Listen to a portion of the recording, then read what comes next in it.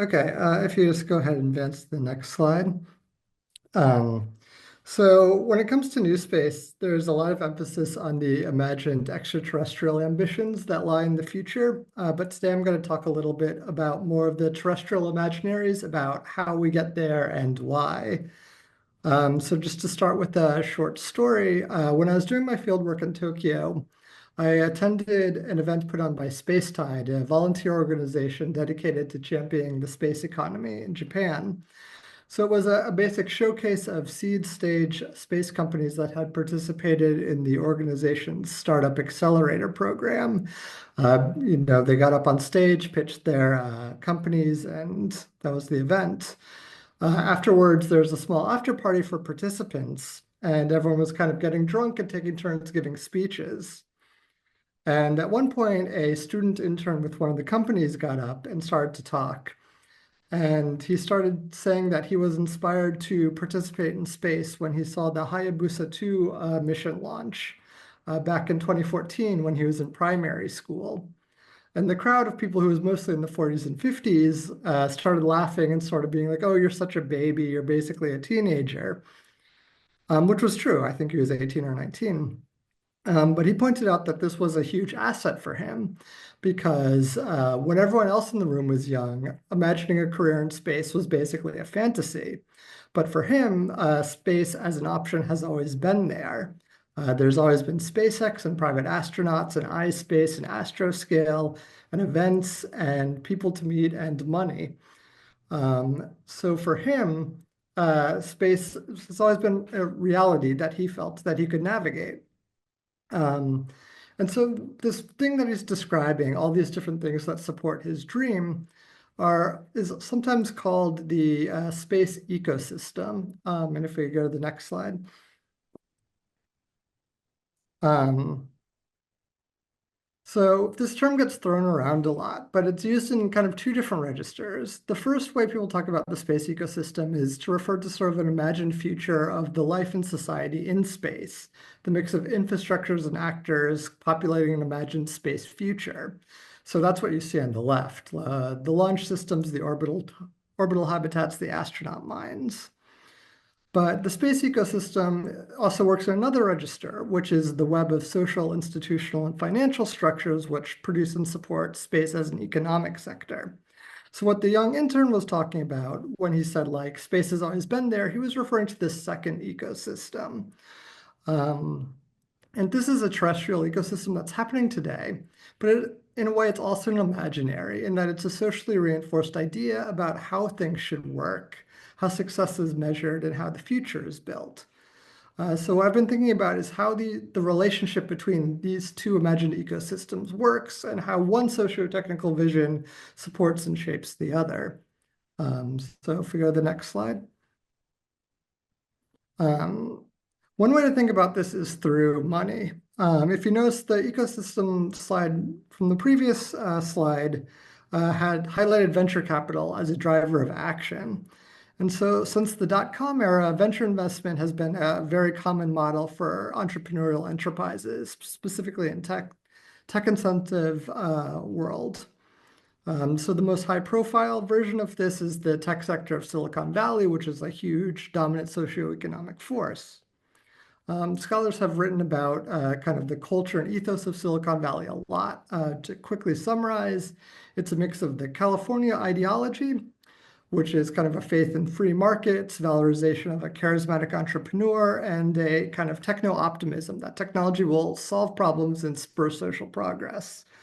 And that gets paired with what gets called the big tech business model, which is skirting regulation, centralizing control, and hyperscaling, which is kind of driving lean startups into billion-dollar monopolies very quickly. And that number 1 billion comes up later. So if we go to the next slide. So in the mid-2010s, the broader Silicon Valley tech world starts seeing the space industry as a potentially viable sector to begin investing in. This is partially because of the success of SpaceX, changing regulatory frameworks, and low interest rates. But the outcome is this massive influx of venture capital investment, with some people saying it's responsible for about 80% of all space startup funding. One space investor said, during this era, space truly became open for business. Next slide. So this investment also brought in a whole new array of actors into the space world. Veteran investors, marketers, product managers, MBA types, people who built their career in the tech industry and have cultivated a distinct acumen for building businesses and pulling profits from enterprises. So importantly, like using venture capital as your economic engine means that your companies go a certain direction and they go at a certain speed.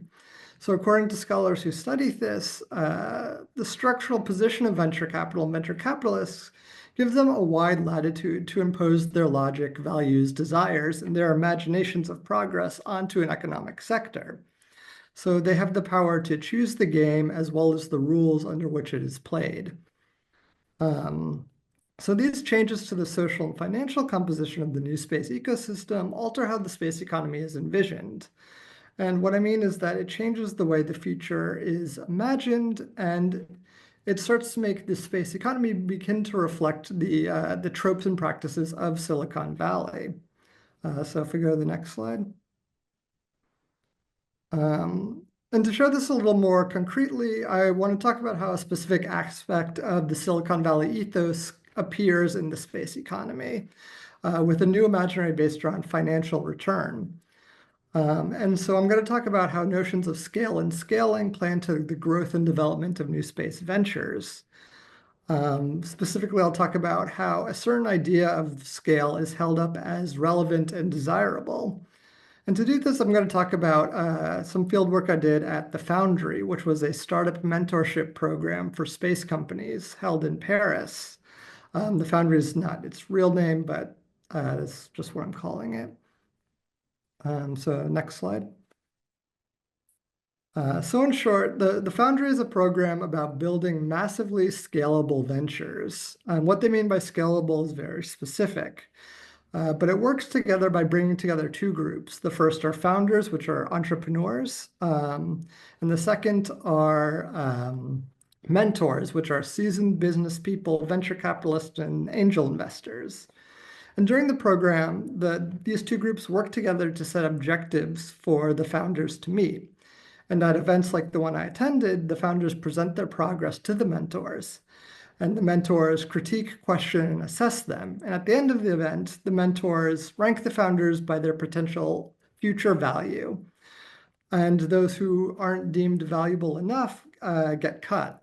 So if you've ever seen like the television program Shark Tank, it's basically this, where entrepreneurs are assessed by investors.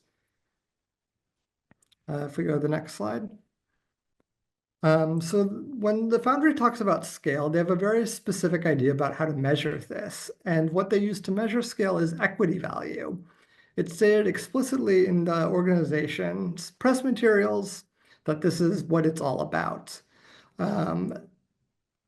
The way that they talk about it in the meetings is that they want to build companies that have an equity value of $1 billion or above within 5 years. So even if your company seems like it's going to be valued $50 or $100 million, that's considered a failure and you're going to get cut from the program. So this measure of scale, $1 billion, is used as a metonym for broader positive impacts. Throughout the program, there's this theme that the benefits of technological innovation are reaped through the market, and that success in the market is the most appropriate and efficacious path to better futures. So throughout the event, the mentors get up and give short speeches about how capitalism is the engine of progress and how building billions of dollars of equity is the only way to positively disrupt society. And this is socially enforced throughout the event.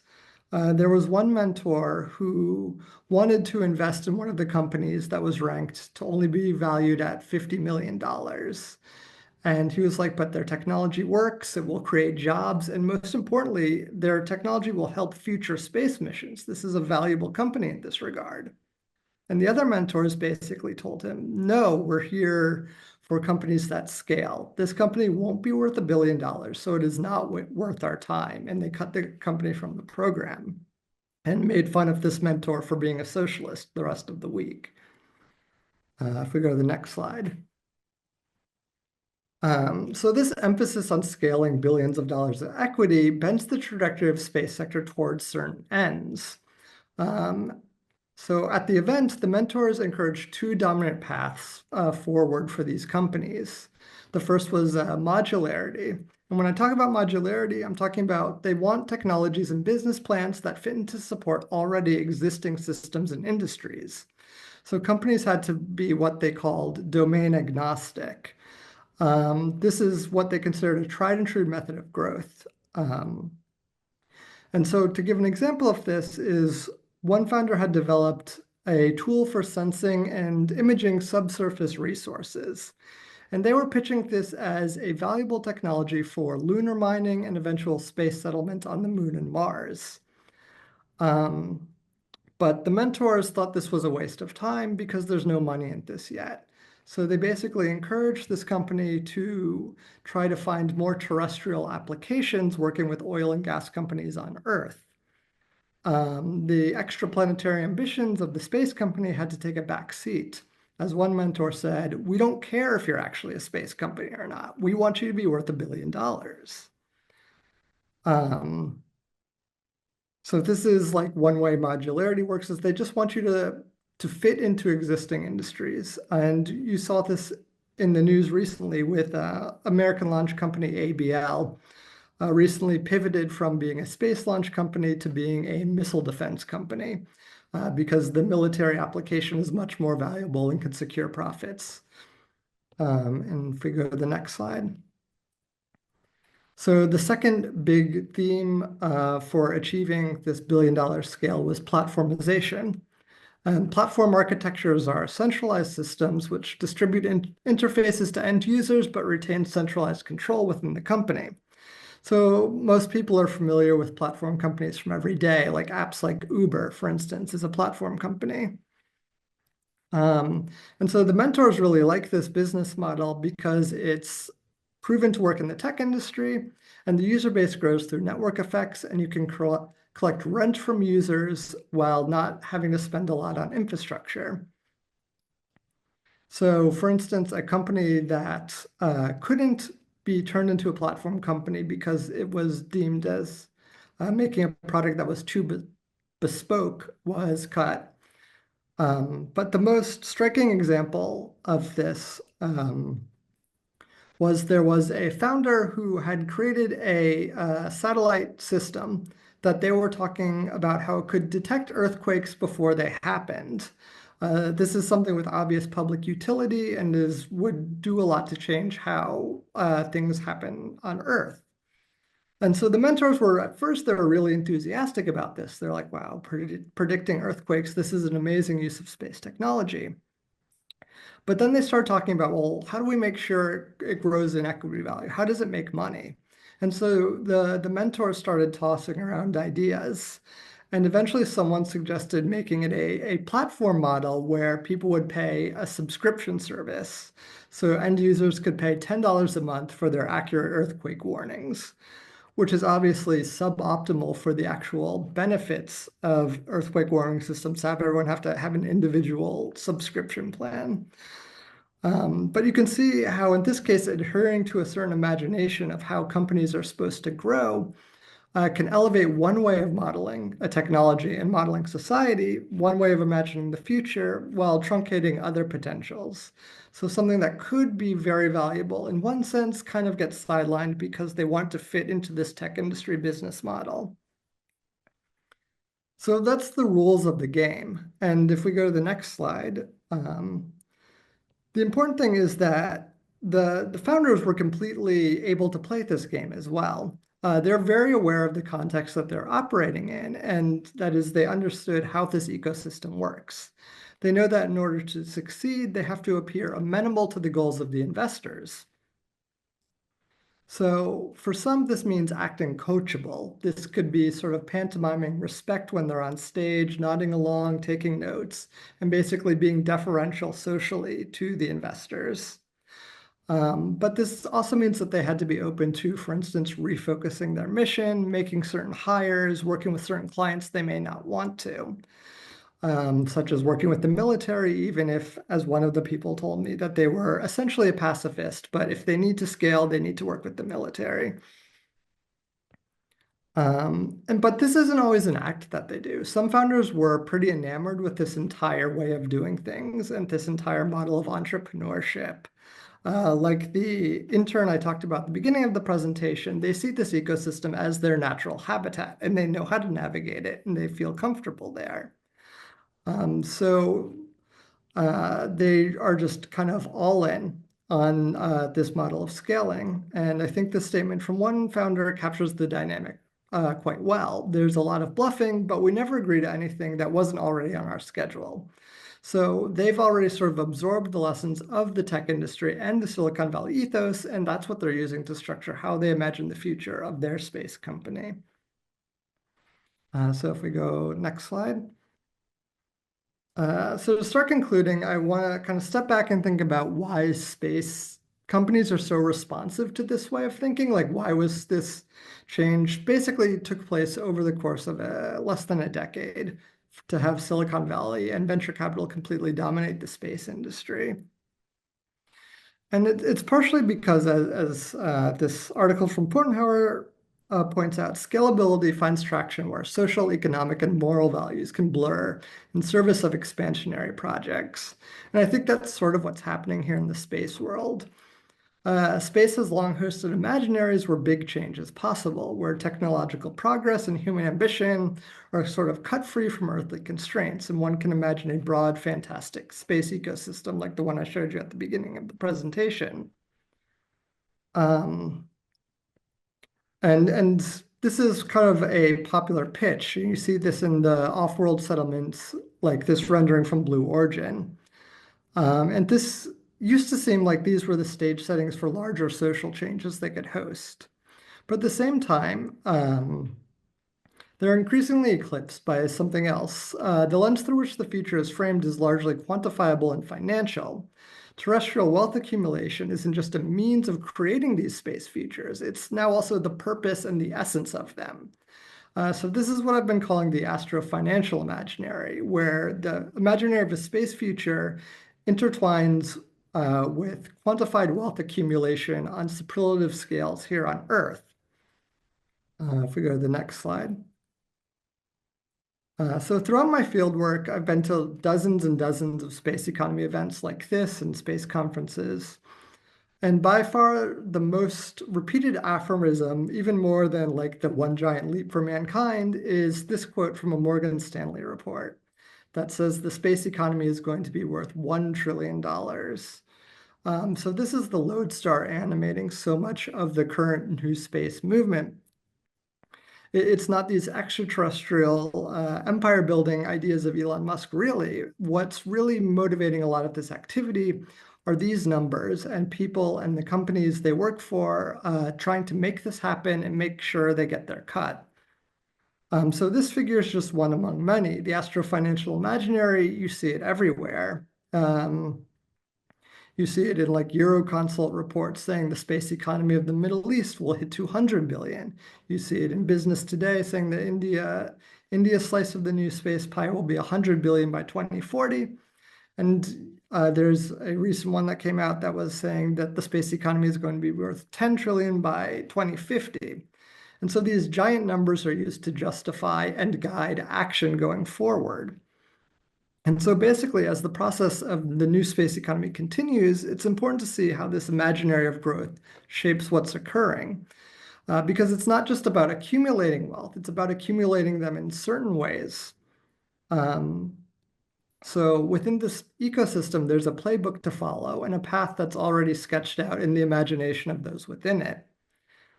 So right now, it seems to be leading new space, something that is often talked about as being kind of radical liberatory. It's leading it down sort of well-trod paths that are already hewn by the dominant institutions here on Earth, specifically Silicon Valley. So that's all I've got for now.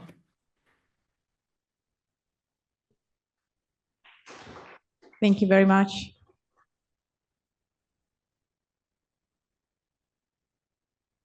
Are there any questions, comments?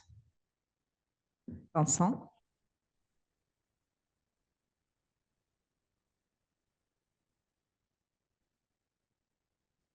Okay, thank you very much, Peter, because it was very, very fascinating. I have two questions, actually. So the first one is about the Silicon Valley ethos. Mhm. And you said that it was the addition, I don't know if we say addition in English, but the addition? Yeah, okay, thank you.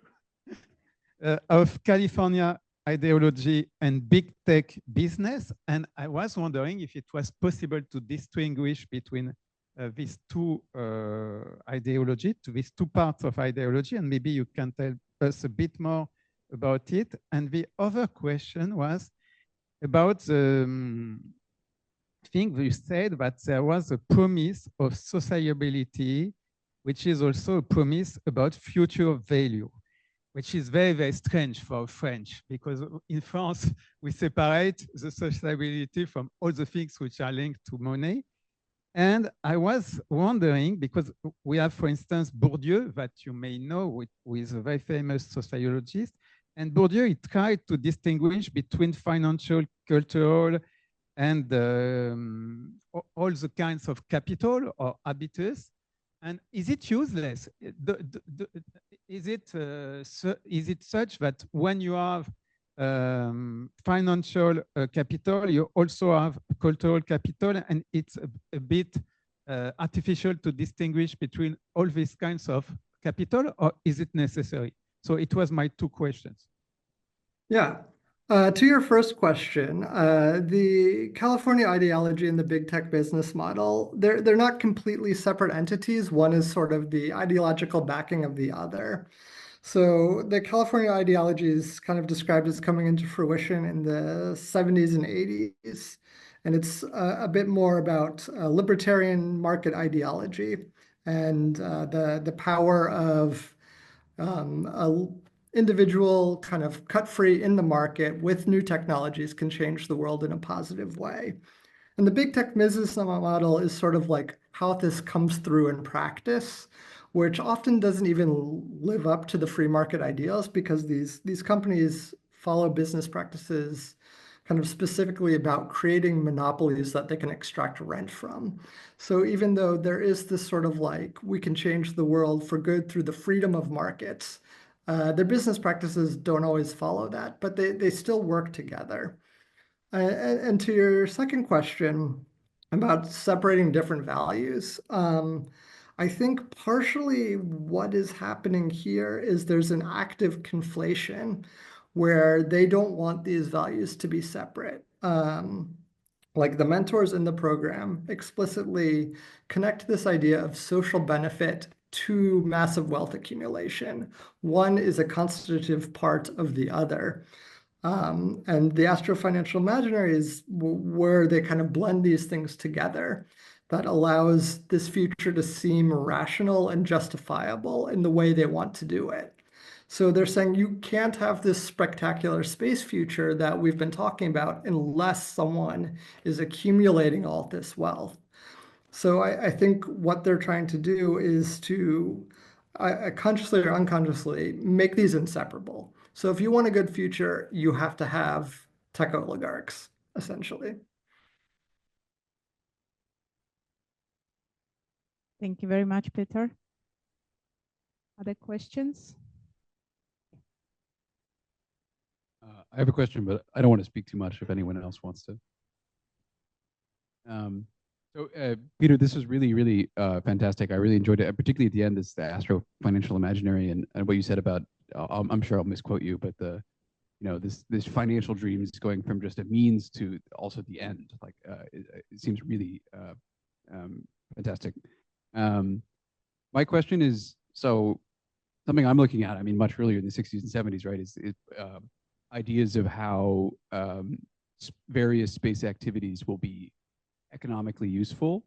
And it was very controversial. I mean, all these different kind of ideas, some of which were much more, far-flung than others, but they all kind of boiled down to the different relationship to capital that these potential activities will have. So, asteroid mining is like capital generating, right? We're going to go get resources and we're going to bring them back and we're going to turn them into wealth versus like satellites, like remote sensing satellites or whatever, which are going to help us maximize the use of planetary resources, right? So one is about space resources, and one is actually about planetary resources, and one is about new resources, and one is about maximizing efficiency.